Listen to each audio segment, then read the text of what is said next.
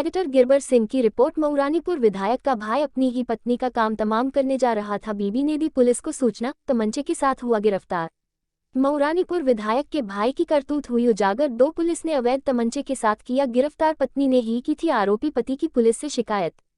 पत्नी को ठिकाने लगाने की फिराक में था विधायक का भाई। झांसी में जो कुछ हुआ वह मऊरानीपुर की विधायक रश्मि आर्य की छवि को धूमिल करने वाला कृत्य है। क्या नाम है आपका? मेरा नाम सोनम सिंह है। क्या मामला हुआ है, क्या घटना हुई है आपके साथ?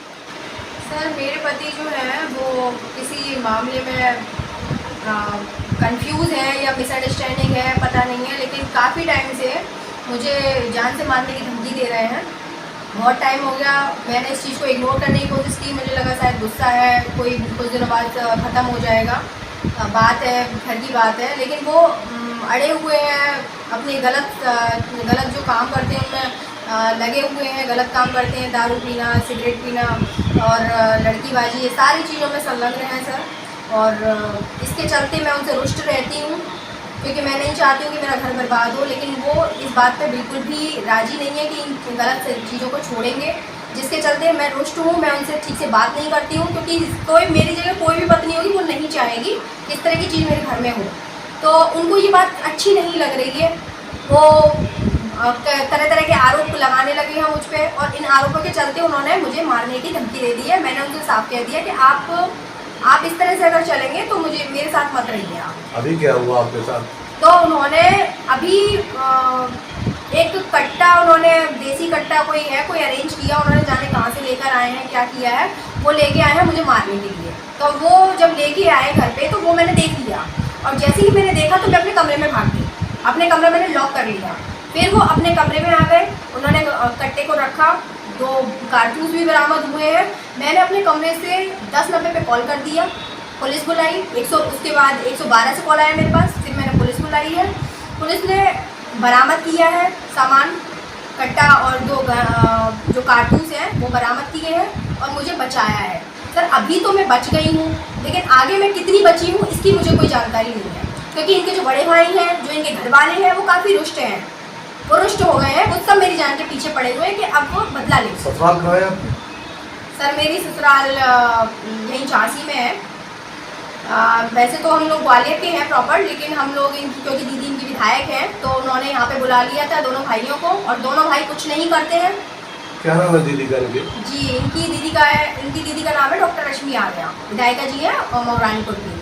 उनसे यही एक्सपेक्टेशन थे कि वो अपने दोनों भाइयों को संभालेंगी या समझाएंगी, क्योंकि इतनी पावर में है कि वो इतना तो कर ही सकती है कि अपने घर की शिकायत की इस चीज़ की? जी बिल्कुल, मैंने हर चीज़ की उनसे शिकायत की है, हर चीज़ की उनको जानकारी दी है। उनने आपको सपोर्ट किया इस चीज़ की? बिल्कुल नहीं, उन्होंने मुझे सपोर्ट नहीं किया, उन्होंने अपने भाइयों को सपोर्ट किया और आगे भी कर रही हैं। मुझे लगता है कि बड़ी होने के नाते उनको इस चीज़ में सपोर्ट नहीं करना चाहिए।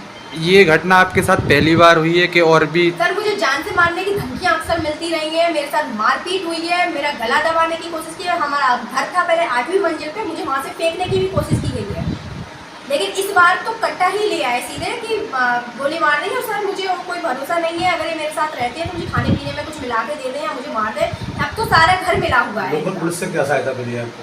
सर, लोकल पुलिस ने इन पर छोटे से छोटा केस बनाया और दबदबे में बनाया। सिर्फ एक पक्ष की बात सुनी, दूसरे पक्ष की कोई बात नहीं सुनी। उन्होंने अपने हिसाब से उन्होंने केस बना दिया और अपने हिसाब से उन्होंने दिखा दिया।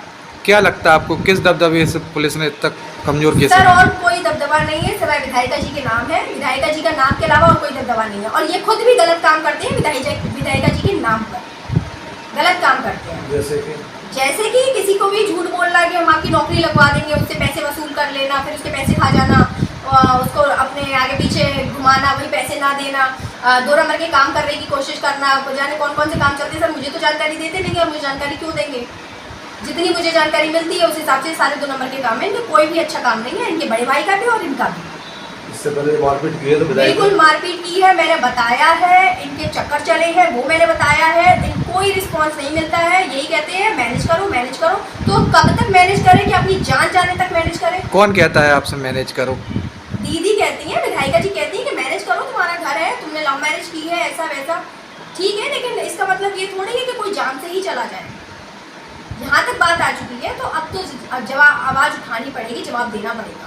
अब क्या चाहती हैं शासन प्रशासन? मैं यही चाहती हूँ कि मुझे सुरक्षा दी जाए, क्योंकि राह चलते मेरा एक्सीडेंट हो जाए।